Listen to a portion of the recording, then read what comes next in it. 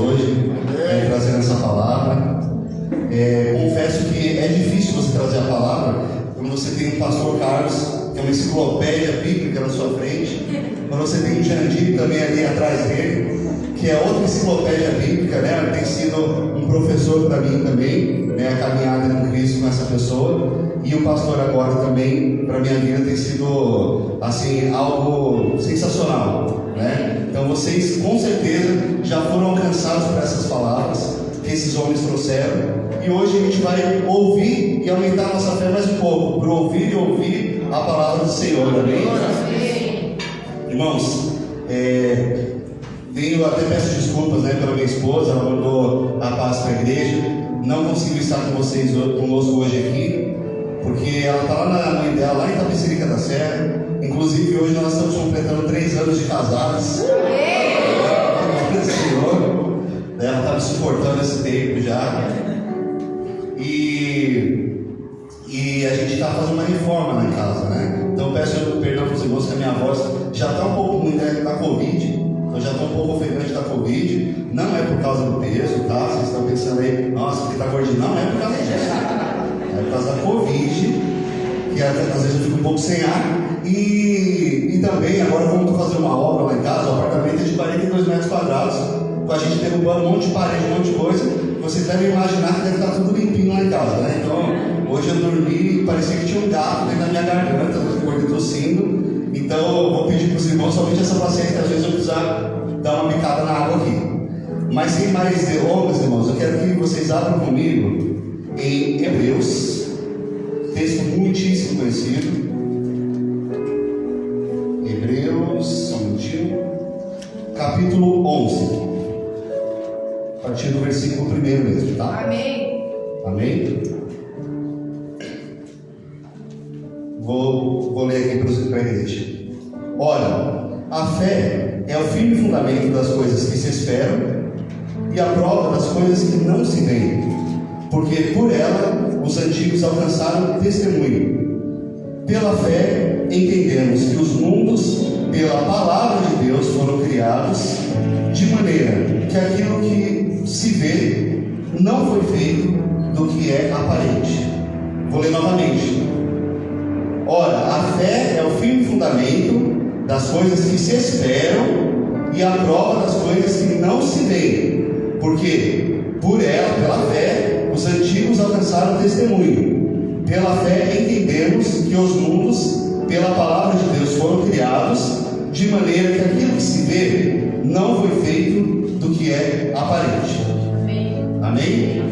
E agora, seguindo um pouco os passos do pastor, também queria que você virasse para a pessoa do seu lado e perguntasse assim: você sabia que o mundo foi criado daquilo que não se pode ver? Você sabia que o mundo foi criado daquilo que não se pode ver? Amém? O pastor sabia. Irmãos, milhares de vezes a gente lê esses textos e relê, e a Bíblia, ela é maravilhosa, e é algo que eu peço para a igreja buscar sempre, que é a revelação da palavra. O pastor no domingo ele estava falando sobre isso, e a revelação da palavra é algo que muda as nossas vidas de dentro para fora. Por quê? Porque nós lemos esses textos e muitas vezes a gente não consegue entender, né, o tamanho, a profundidade, a complexidade, a altura do que aquele texto está dizendo. Então, a questão da fé, que é o firme fundamento das coisas que se esperam e a prova das que não se veem, a gente ouve muitas vezes. Não é nesse ponto que eu quero me atentar. Eu vou falar um pouquinho sobre ele, mas não é aqui que eu queria me atentar. Eu queria me atentar aqui para o versículo 2. Pela fé nós entendemos que os mundos foram criados pela palavra de Deus, de maneira que aquilo que se vê, aquilo que é aparente, aquilo que nós tocamos, foi criado a partir de algo que não se pode ver. Nós estamos vivendo uma época onde tem muitos filmes de super-heróis, né? Quem é que já achou o filme da Marvel? A maior parte da igreja. Então a maior parte da igreja vai saber que a Marvel agora está lidando com uma questão de multiverso. O que é o multiverso? É um universo semelhante a esse nosso aqui, só que ele está em outro lugar que a gente não pode acessar, e geralmente vai ter uma pessoa, um sósia seu, alguém muito parecido, que é casado com outra pessoa, alguma coisa nesse sentido. Não é aqui que eu quero me atentar, mas o que eu quero me atentar é o seguinte: por que eu estou citando a Marvel de exemplo? Porque o nosso Deus, ele não vive na mesma dimensão que nós vivemos. Claro, todo mundo sabe, Deus ele é Espírito. Só que eu acho que a gente não consegue entender a complexidade do que é esse Espírito. Quando a gente fala Deus é Espírito, quando eu era criança, o pastor falava, Deus é Espírito, Deus não se vê. Eu ficava imaginando um vento, né? Deus é um vento fortão assim, que faz tudo pela palavra dele. Às vezes ele ruge nos raios, né? No trovão, e aí ele faz o que for da vontade dele. Só que a Bíblia, ela nos fala de morada celestial, ela nos fala de cidades, ela nos fala de trono, ela nos fala de um monte de coisas que não pode ser só espírito, não pode ser só algo que você não toca, algo que você não pode ver. Só que a Bíblia fala que aquilo que a gente toca, aquilo que foi criado a partir de algo que não se pode ver, que foi a palavra de Deus. O que eu entendo com isso? Deus, ele não está nessa dimensão que nós estamos.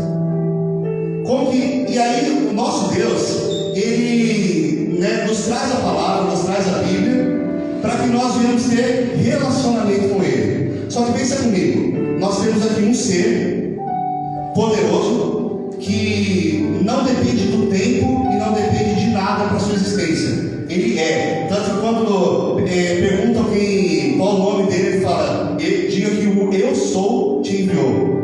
Ele é. Ele não foi, ele não será, ele é. Ele é amanhã, ele é hoje, ele é ontem, ele é. E é muito difícil para nós entendermos isso. E aí eu costumo sempre nas minhas pregações falar o seguinte, quando eu vou pregar sobre isso. Ninguém, todo mundo, a maior parte das pessoas não sabe, porque ninguém aqui é cientista, eu também não. Só que a nossa realidade, ela é pautada em 3 dimensões. Por isso que a gente fala 3 dimensões, 3D. Que é a altura, a largura e a profundidade. Então você consegue ir para cima, para baixo, para frente, para trás, para um lado, para o outro. Nós estamos presos nisso aqui. Não existe outra dimensão além dessa. Deus nos deixou essas 3 dimensões, onde o tempo rege essas 3 dimensões. Só que o nosso Deus, ele está em outro plano. E aí quando a gente ouve Daniel, Isaías, Jeremias, aqueles homens que têm aquelas visões, o próprio João, que vê um leão com um monte de cabeça, e aí tem chifre de não sei o que, ele não sabe dizer o que ele está vendo, porque ele não está na mesma dimensão que o nosso Deus. Nosso Deus ele está em outro lugar. Então, para ficar fácil para a igreja, quem já jogou Mario, aquele Mario antigo, que ficava só indo de um lado para o outro? Aquilo ali se chama jogo de dimensão 2D. Por quê? Porque não tem profundidade. O Mario só vem para cá, ó. Ele consegue ir para cima, para baixo, né? Às vezes ele entra no túnel, ele vai para um lado e para o outro, mas não consegue sair da tela da TV para falar com você. Então imagina se o Mario fosse um ser e você tivesse que falar com o Mario. O que você faria para falar com o Mario? Você vai falar, Mario, olha, vira aqui para frente. Ele não sabe o que é frente. Ele não entende o que é frente. Na dimensão dele não existe frente. E nosso Deus, ele precisa chegar para a gente e conversar com a gente como se nós fôssemos o Mario. É como se a gente fosse, ele precisa chegar e se diminuir a ponto de que nós entendamos aquilo que ele faz. E aí eu queria ler com os irmãos em Gênesis. Amém? Gênesis 1. Diz o seguinte: no princípio criou Deus os céus e a terra. E a terra era sem forma e vazia, e havia trevas sobre a face do abismo, e o Espírito de Deus se movia sobre a face das águas. E disse Deus: haja luz, e houve luz. E viu Deus que a luz era boa, e fez Deus separação entre a luz e as trevas. Irmãos, vou falar uma coisa para vocês. A Bíblia, desde o primeiro versículo até o último, ela vai se completar. E a Bíblia, eu sempre digo que ela é a revelação de Cristo. Se você pegar em todos os textos, Cristo está revelado ali. Quando Deus diz, façamos o homem a nossa imagem, conforme a nossa semelhança, Ele está colocando Cristo ali. Quando Deus diz, quando o mundo é criado através da palavra de Deus, lá depois de João a gente descobre que Jesus era a palavra que foi lançada, e através dele todas as coisas foram feitas. Então a Bíblia sempre está revelando Cristo. Só que eu tenho que falar uma coisa para a igreja. Deus, Ele criou o nosso universo através de algo que já existia. Já havia uma matéria ali, já havia água, já havia alguns componentes. Só que aquilo era uma bagunça, era um caos. Pensa lá na sua cama, debaixo da cama agora, como que tá. Era mais ou menos aquilo ali, só que um pouco pior. Pensa lá naquela gaveta, né? Eu não vou falar de meio, né? Que a gente deixa às vezes daquele jeito. E só que Deus, para Ele fazer uma obra, Ele vai precisar jogar luz para que aquilo venha a ter existência. Antes de mexer em qualquer coisa, Deus vai precisar jogar luz. Ele vai clarear a situação. Então, muitas vezes nas nossas vidas a gente tem medo de que Deus venha colocar luz em algumas coisas. A gente tem medo que algumas coisas venham ser reveladas, porque nós somos pecadores. Quando eu aponto esse pecadores para vocês, tem 3 dedos voltados para mim. Então trazer essa palavra para a igreja é difícil. Mas o nosso Deus foi aquele que morreu na cruz pelos nossos pecados. Ele foi aquele que se doou, se entregou por nós.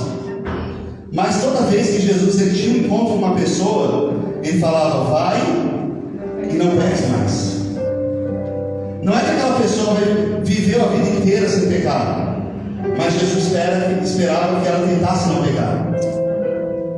E o nosso Deus, Ele quer fazer mudanças, Ele quer fazer obras na vida de pessoas aqui. E não vou falar essa noite, porque a vida com Deus ela é um caminhar. Ela é hoje, ela é amanhã, ela vai continuar sendo. Só que o Senhor, Ele quer jogar luz na sua vida. Ele quer jogar luz nas suas trevas. Aquele cantinho onde só você conhece, o Senhor Ele quer iluminar ali, porque está bagunçado. E Ele precisa reformar. O Senhor Ele precisa começar a colocar as coisas no lugar. Olha, isso daqui não fica aqui, isso aqui eu jogo para cá. Ah, Senhor, mas isso aqui vai me incomodar, porque eu gosto desse negócio aqui. Não, meu filho, mas isso aqui não vai ficar aqui.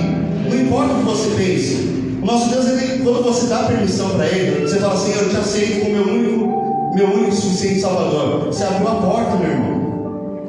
Você abriu a porta para Ele entrar. E agora Ele está lá, ó, está na hora de a gente arrumar. Eu já te falei ontem, estou te falando hoje de novo. Que hora que você vai tirar esse móvel do lugar? Está na hora, está cheio de sujeira embaixo. A gente precisa varrer, a gente precisa limpar. E o Senhor, Ele fez essa separação ali no jardim, no início de tudo. E a Bíblia vai falar que o nosso Deus, Ele foi e criou a luz. Mas o engraçado é que diz assim, ó: Deus chamou a luz dia e as trevas chamou noite. Só que sabe o que é engraçado, irmãos? Que Deus, Ele só cria o sol e a lua depois disso. Deus, Ele não criou o sol agora. E como que Ele já fez a separação do dia e da noite? Porque Ele não tem os nossos olhos carnais. A luz para Deus não é a mesma que para você e para mim.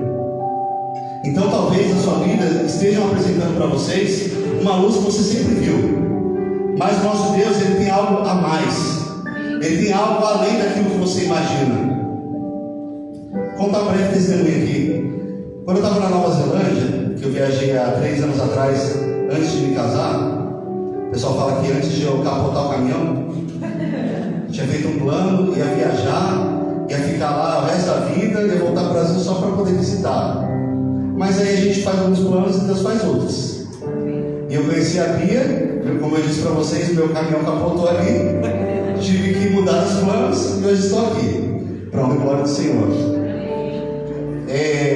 Deus me fez essa promessa desde quando eu era adolescente, que eu ia cruzar o Pacífico, né, que eu ia cruzar o oceano, que eu ia conhecer outras línguas, que eu ia falar outra língua.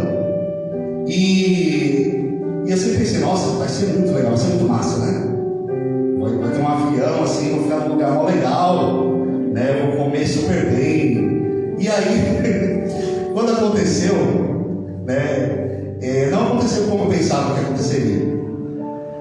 Eu cheguei num lugar longe demais, assim, um voo que, para vocês terem noção, se a gente for pela Europa, fica mais longe que o Japão. Como a gente vai pelo Chile, pelo contrário, então ele fica um pouco mais perto. Só que a distância de lá, eles sempre estão um dia à frente, e de avião dá mais ou menos umas 16 horas aqui do Brasil para lá. E quando eu cheguei naquele lugar, era um lugar frio, era um lugar que eu não conhecia, e para piorar, todos os meus planos que eu tinha feito de dinheiro, etc., que era para durar 5 meses, ia durar 1 mês e meio mais ou menos. condições ali de prosseguir. A minha irmã ela tinha ido antes, e ela passou por uma situação também, um testemunho, que às vezes é até mais forte do que o meu. E quando eu cheguei ali, que eu fui comprar, sei lá, algo equivalente a um sonho de padaria aqui, que eu cheguei e fiz a conversão e vi que eu estava pagando quase R$30. Falei, meu Deus do céu, isso não vai dar certo. Como que eu vou conseguir me manter aqui? E os dias foram passando, eu não conseguia entender a língua.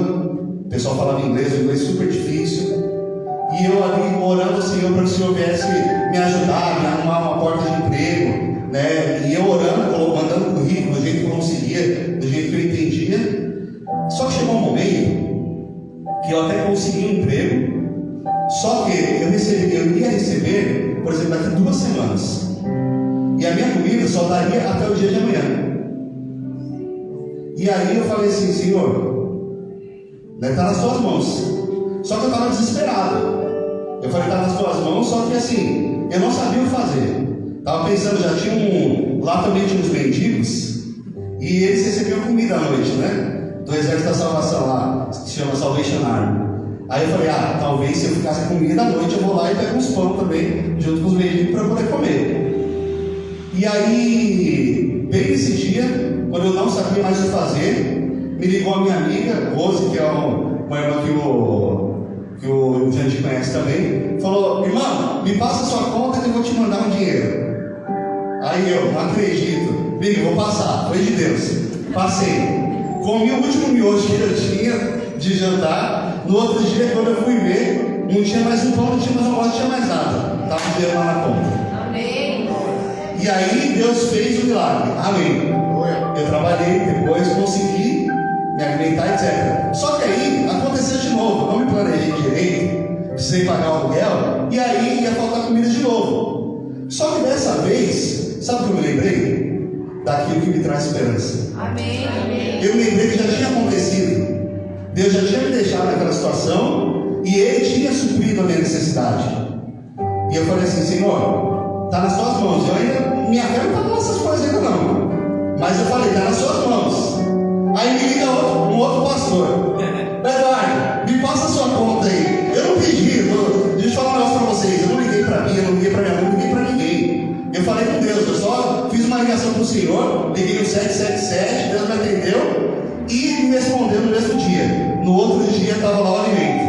Amém. Aí aconteceu uma terceira vez, dessa vez não era mais alimento. Eu precisava de um dinheiro para poder pagar um curso de primeiros socorros, porque eu ia mudar de serviço para poder conseguir um dinheiro maior, tal. E aí, quando a mulher fechou comigo, ela falou, olha, tem que pagar, sei lá, até quarta-feira, e são $200. Eu não tinha como tirar esse dinheiro. Ela falou, pode fechar? Eu falei, pode fechar. Ela falou, quarta-feira está a hora, pode fechar. Por quê? Porque o mesmo sol, irmãos, que nasceu hoje, ele vai nascer amanhã. Amém. Quem crê nisso? Amém. Então, do mesmo jeito que você viu o sol nascer todos os dias, o Senhor é aquele que vai te suprir também. Aleluia. Talvez alguém aqui esteja passando por alguma situação e a gente não saiba o que é. Eu estou aqui em cima, só que o meu testemunho vai servir de gasolina, de combustível para você que está passando por isso. Porque o Senhor é aquele que vai suprir a sua necessidade também, se você crer nele. E o Senhor lhe supriu. Outra pessoa me ligou, não me lembro quem foi, acho que foi minha irmã, e falou, olha, estou te mandando $200. Aí eu entrei, consegui pagar, e graças a Deus eu não tive mais necessidade. O tempo que eu fiquei lá foi bênção, consegui abençoar outras pessoas. E eu tenho testemunhos assim, um mais lindo que o outro. Eu tenho vivido antes da pandemia, um ano antes da pandemia para cá, só milagres. Foi um milagre atrás do outro, né? Eu sou uma pessoa que vivia, né, há 4, 5 anos atrás numa favela com a minha família, pagando aluguel num beco. E hoje, para a glória do Senhor, eu tenho apartamento, minha mãe tem onde morar, minha irmã tem também, eu tenho carro, a gente conseguiu conquistar as coisas. E eu não estou falando isso para orgulho, irmãos. Eu estou falando isso porque vocês também podem. Aleluia. Porque o mesmo Deus que fez na minha vida é o Deus que vai fazer na vida de vocês. Mas é necessário uma entrega. Quando a gente se entrega ao Senhor, a gente não questiona o que Ele vai fazer. E aí eu até trouxe uma ministração aqui sobre quando Jesus ele multiplicou o vinho. Multiplicou não, perdão, quando ele transformou a água em vinho. Eu nunca tinha parado para pensar com aquela série The Chosen. Eu comecei a olhar e falei, Jesus, como assim, né? Essas pessoas não. Se fosse eu, acho que ia ser o discípulo mais chato de todos. Porque eu ficar, Jesus, eu entendi, mas é vinho que eles precisam, não é água. Para que eu vou buscar esse tanto de água? O povo teve que sair, sabe-se lá de Deus de onde eles tiraram aquele tanto de água. E eles precisaram encher aquele tanto de pote. Só que o Senhor Jesus disse apenas, vocês colocam água aqui, vocês enchem. E deu muito trabalho para eles fazerem aquilo. Só que Jesus ele garantiu. Então você quer um milagre na sua vida? Você quer realmente viver o melhor do Senhor para a sua vida? Creia em Cristo, creia em Jesus, creia que a palavra dele é a melhor para a sua vida, creia que aquilo que sai do altar é o melhor para a sua vida. Porque o Senhor ele tem falado aos nossos corações, o Senhor ele tem trabalhado nas nossas vidas. E aquele que tiver o coração aberto, os ouvidos atentos, vai conseguir ouvir a voz do Senhor. Amém. Aleluia. Eu costumo dizer o seguinte, irmãos: a nossa luta, né, contra o pecado, ela não começou depois que a gente teve consciência. Desde que a gente nasceu, a gente já herdou esse pecado. Herdou de Adão e Eva esse pecado. E não porque Adão e Eva erraram. Não, perdão, eles erraram. Mas não porque eles foram os únicos a errar. Qualquer um de nós aqui erraria também. E Deus ele já sabia que eles errariam. E o problema não foi comer a fruta. O problema não foi comer o fruto. O problema foi ouvir a palavra da serpente. Que a serpente disse: olha, não é verdade que vocês não podem comer de nenhum fruto. O diabo ele vem jogando ilusão, ele vem tentando bagunçar o meio de campo. E aí Eva fala assim: não, a gente pode comer de tudo. Olha entrando na conversa da serpente. A gente pode comer de tudo. A gente só não pode comer da árvore do conhecimento do bem e do mal. Aí a serpente fala: por quê? Porque senão nós vamos morrer. E a serpente fala: não, vocês não vão morrer. Vocês serão iguais a Deus. Então Adão e Eva eles comem o fruto. E eles deixam a palavra de Deus. Porque Deus falou: vocês vão morrer. E eles preferem acreditar na palavra da serpente que disse que eles não morreriam. Só que eles morreram. Ou alguém que conhece Adão e Eva falando por aí. E esse pecado, ele nos alcançou. E a gente morre por causa disso. Só que o engraçado, irmãos, é que eu digo assim, que eu costumo falar o seguinte: o engraçado de toda essa história da queda do homem, da humanidade, para os dias atuais, é que Cristo, ele nos resgatou dessa maldição de uma maneira que talvez seja a maneira, para o orgulhoso, a maneira mais humilhante que se pode ter, que é a graça. Não existe nada que a gente possa fazer para herdar essa vida eterna. Não existe nada que eu possa fazer. Eu não posso doar todos os meus bens. Eu não posso viver fazendo caridade se eu não acreditar em Cristo, se eu não aceitar de graça esse favor que Ele fez por mim. E quem aqui já fez alguma caridade para alguém? Levanta a mão. Alguém consegue compartilhar com a igreja o que sentiu quando fez a caridade? Uma pessoa só queria compartilhar. Feliz. Se sentiu feliz? Sim. Por quê? Por ter ajudado o próximo. Note, ele falou que se sentiu feliz porque ele ajudou o próximo. O que você ganhou com isso? Muitas coisas boas. Mas físico, o que você ganhou físico? Físico. Bondade. Nada. Bondade.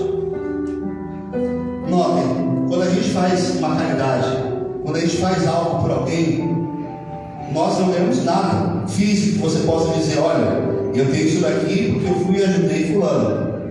Porque geralmente quando a gente vai ajudar alguém, é alguém que está muito pior que você.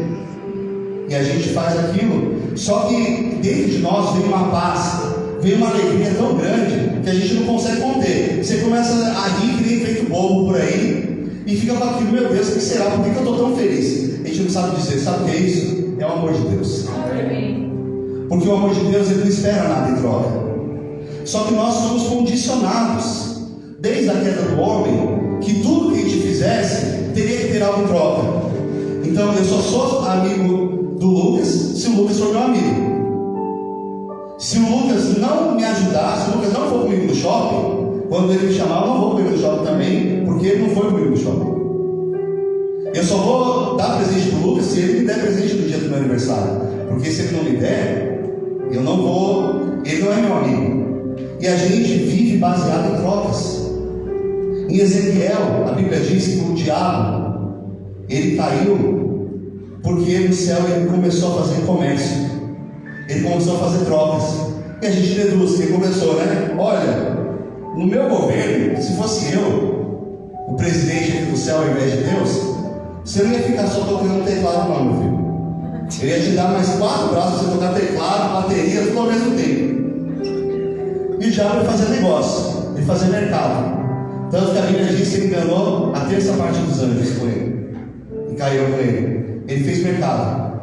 E quando ele fez com que a humanidade caísse, o que nos alcançou também foi esse mercado. Essa troca. Essa questão de eu só vou fazer se eu ganhar algo em troca. Só que o nosso Deus, Ele nos chama para uma vida nova.